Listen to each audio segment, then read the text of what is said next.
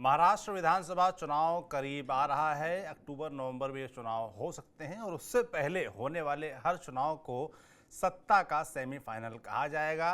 कहा जाता रहा है, ये प्रथा है, आपको मानना मानिए, ना मानना ना मानिए। फिलहाल 11 सीटों पर एमएलसी के चुनाव यानी कि विधान परिषद के चुनाव महाराष्ट्र में होने हैं।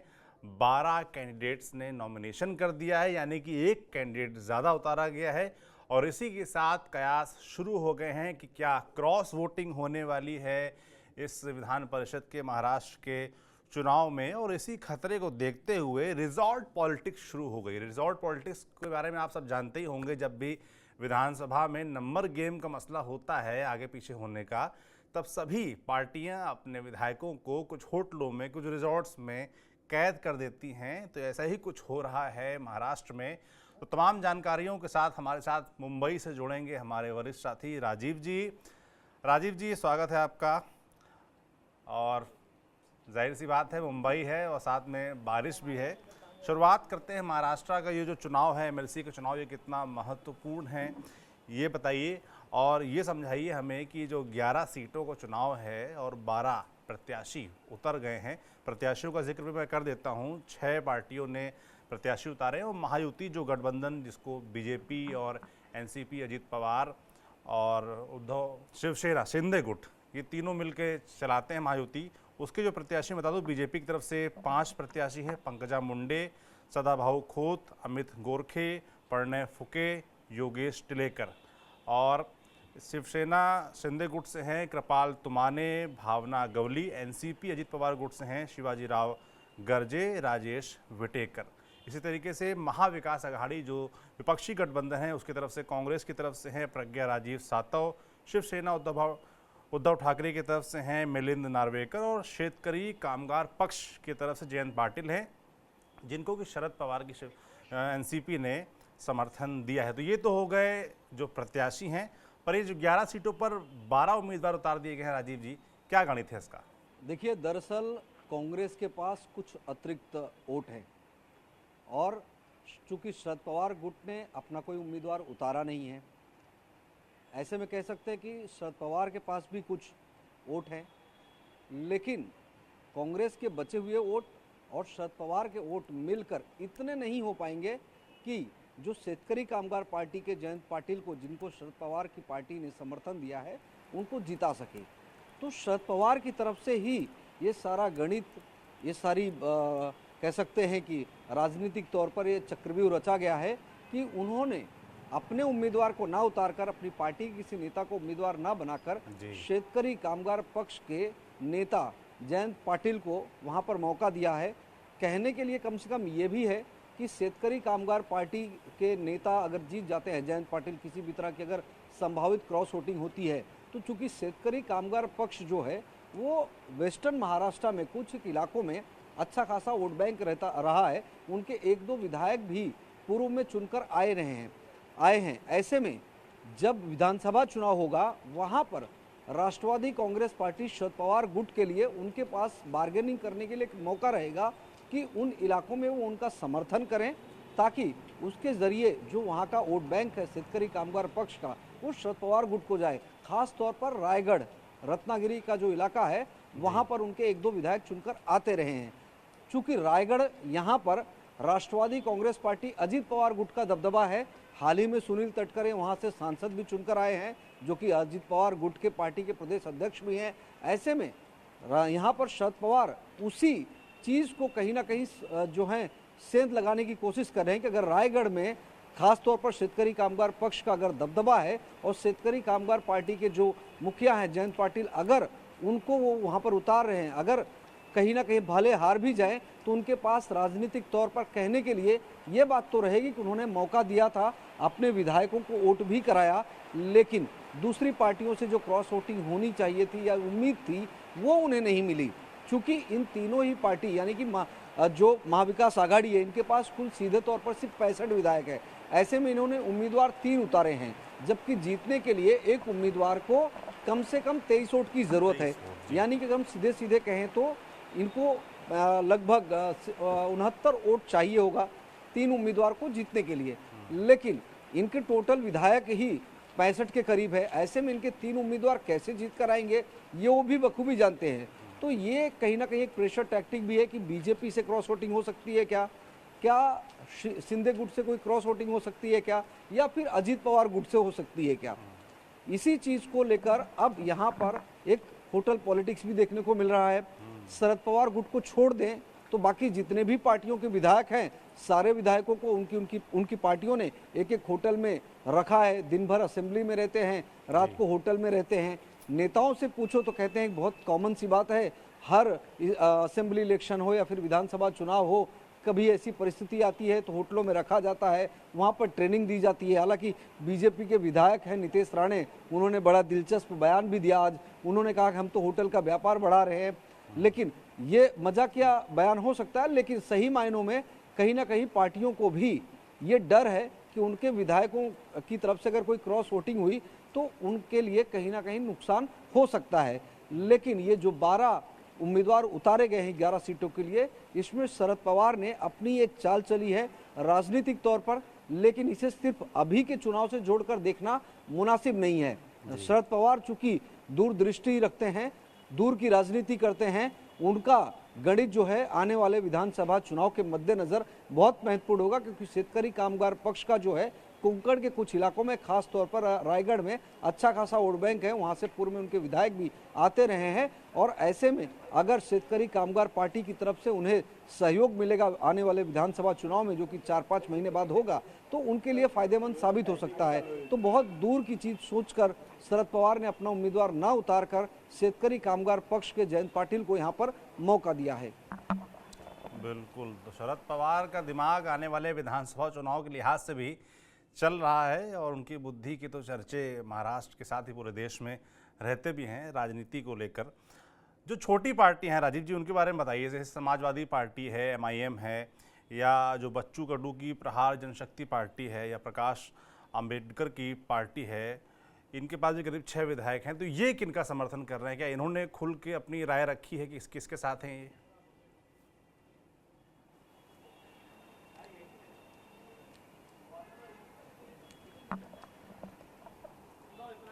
देखिए, बहुजन विकास आघाड़ी के 3 विधायक हैं जो कि पालघर जिले के वसई विरार से आते हैं। उन्होंने अपने पत्ते नहीं खोले हैं। उन्होंने मुख्यमंत्री से भी मुलाकात की थी, उन्होंने विपक्षी खेमे में भी मुलाकात की थी, लेकिन हितेन ठाकुर का ये इतिहास रहा है, जहां सत्ता रहती है वो उनके समर्थन में रहते हैं, और वो साफ तौर पर कहते भी हैं कि उन्हें अपने क्षेत्र में विकास कामों को बढ़ावा देना है, उसके लिए सरकार के सहयोग की जरूरत होती है। ऐसे में हितेन ठाकुर क्या करेंगे ये अभी कहना मुनासिब नहीं होगा, लेकिन सामान्य तौर पर अगर पिछले 15 से 20 सालों का भी इतिहास देखें तो वो विधानसभा के बाद भी उसी पार्टी के साथ में जाते रहे हैं जिनकी सरकार बनती हुई उन्हें दिखाई देती रही है। जहां तक प्रकाश आंबेडकर की बात है, प्रकाश आंबेडकर की पार्टी जो है जाहिर बात है युति गठबंधन के विरोध में है, शुरुआत से रहे हैं, तो वो इनके साथ जाएंगे ऐसा संभव नहीं है। प्रहार जनशक्ति पार्टी जो है, जो कि बच्चू कडू की है, वो शिवसेना एकनाथ शिंदे गुट के साथ में हैं। वो निश्चित तौर पर उन्हें वोट भी करेंगे, क्योंकि जो कहीं ना कहीं अनबन थी, नाराजगी थी लोकसभा चुनाव में, वो एकनाथ शिंदे या बीजेपी से बच्चू कडू की लड़ाई नहीं थी, उनकी लड़ाई अमरावती में थी, वो राणा दंपत्ति से थी, और उसका खामियाजा भी राणा दंपत्ति को भुगतना पड़ा, नवनीत राणा को भुगतना पड़ा। नवनीत राणा को अपनी लोकसभा की सीट जो है खोनी पड़ी, वो हार गई, वहाँ से बलवंत वानखेड़े कांग्रेस के जीत गए। तो जाहिर बात है कि चूंकि वो वहाँ के स्थानीय राजनीति है, और उस स्थानीय राजनीति में प्रहार जनशक्ति पार्टी के नेता बच्चू कडू मायने रखते हैं, लेकिन वो सत्ता पक्ष के साथ में हैं, एकनाथ शिंदे के बेहद करीबी रहे हैं, और ऐसा नहीं है कि सरकार बनी है तब वो करीबी बने हैं। पहले से ही अगर पिछले कई 1-1.5 दशक की राजनीति की भी बात करें तो एकनाथ शिंदे के बेहद करीबी रहे हैं। एकनाथ शिंदे ने काफ़ी डैमेज कंट्रोल करने की कोशिश भी की थी, लेकिन बच्चू कडू का व्यक्तिगत वहाँ पर जो राजनीतिक वर्चस्व है, उस वर्चस्व को बचाने की बात थी, इसलिए उन्होंने अपने उम्मीदवार तक उतारे थे। हालांकि उनके उम्मीदवार की डिपॉजिट जब्त हुई कई जगहों पर, लेकिन नुकसान उन्होंने ज़रूर किया। एक मैसेज ज़रूर गया कि कहीं ना कहीं युति गठबंधन में जो है मतभेद है, इसी वजह से बच्चू कडू अपने उम्मीदवार उतार रहे हैं, और उसका खामियाजा भी भुगता नवनीत राणा ने। तो ये जो छोटे दल हैं, इसमें से ज़्यादातर विधायक सत्ता पक्ष के साथ हैं, कुछ एक विधायक ज़रूर हैं जो कि विपक्ष के साथ में हैं, लेकिन ये गणित पूरी तरह से अभी स्पष्ट नहीं है कि ये 12वें कैंडिडेट को जिता देगी, ये आसान नहीं दिख रहा है। अगर इतना आसान होता तो शरद पवार अपनी ही पार्टी के किसी नेता को वहां उतार सकते थे। शरद पवार भी जानते हैं कि अभी 4-5 महीने बाकी है और सत्ता पक्ष में बैठे हुए जो नेता हैं उनकी अपने अपने इलाके में या दूसरी पार्टियों के जो विधायक होते हैं उनके क्षेत्रों में, चाहे धन आवंटन की बात हो, वहाँ के विकास कार्यों की बात हो, सरकार से उन्हें सहयोग की अपेक्षा होती है।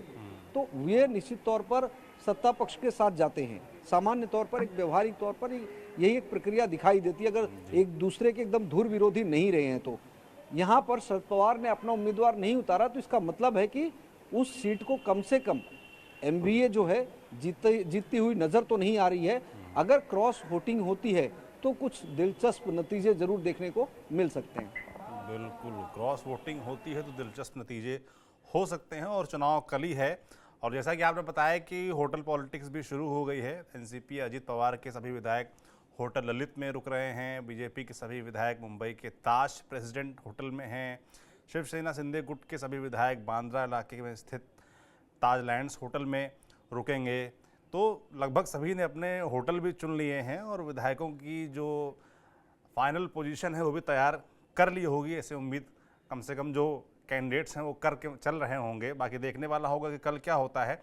जैसे कि जो बात हो रही है क्रॉस वोटिंग की, और जब से लोकसभा चुनाव के नतीजे राजीव जी आए हैं उसके बाद से ये देखा भी जा रहा है कि जैसे कि विपक्षी गठबंधन ने ज़्यादा बेहतर प्रदर्शन किया लोकसभा चुनाव में, और उसके बाद से ही ये खबरें भी आने लगी थी कि अजीत पवार गुट के कुछ विधायक हैं जो शरद पवार के संपर्क में हैं, उनकी पार्टी के संपर्क में हैं, या शिवसेना एकनाथ शिंदे जो गुट है उसके कुछ जो विधायक हैं वो संपर्क में हैं उद्धव ठाकरे की। इस तरह की बातें चल रही थी। तो क्या ये बातें अब सामान्य हो चुकी, चीज़ें स्थिर हो चुकी हैं, या फिर अभी भी संभावनाएं बाकी हैं टूट की?